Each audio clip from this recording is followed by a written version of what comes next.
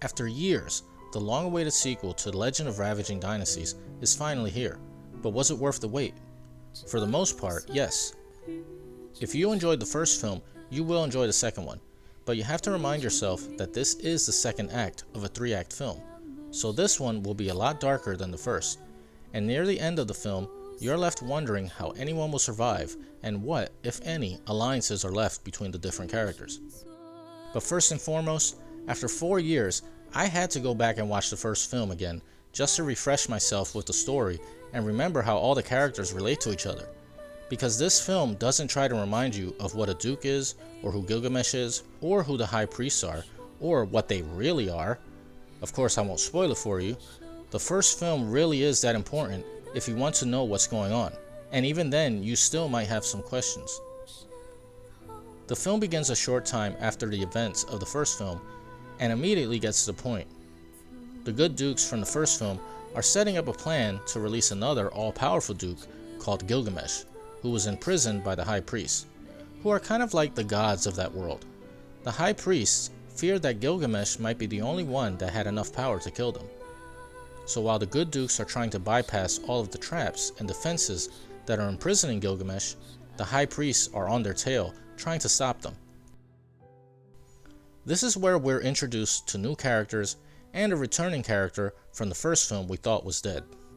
But while all of this is happening, the main bad dukes from the first film have their own plans, and learn the secrets of the high priests.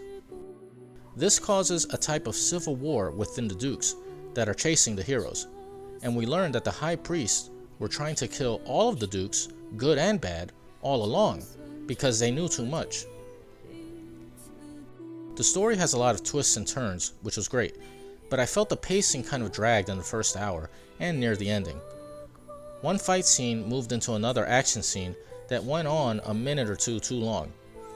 It's not to say that the fight scenes were bad, it just wasn't as spectacular as the first film. The film is about the same length as the first, but it feels longer, and it definitely feels like a second act. The tones are darker, and the heroes are at their lowest point. But there is a ray of hope in the ending, which thankfully feels like an ending this time.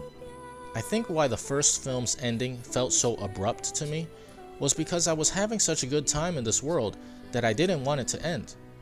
In this film, you'll feel like it should have ended minutes ago because some of the scenes go on a little bit too long, and by then, you know that there is no way to wrap anything up except within a third film. But I feel the real meat of the film is in the interactions and relationships between the characters and how they're all pitted against each other like pawns for the high priest. Characters I thought were allies turned into reluctant foes, and foes turned into reluctant allies.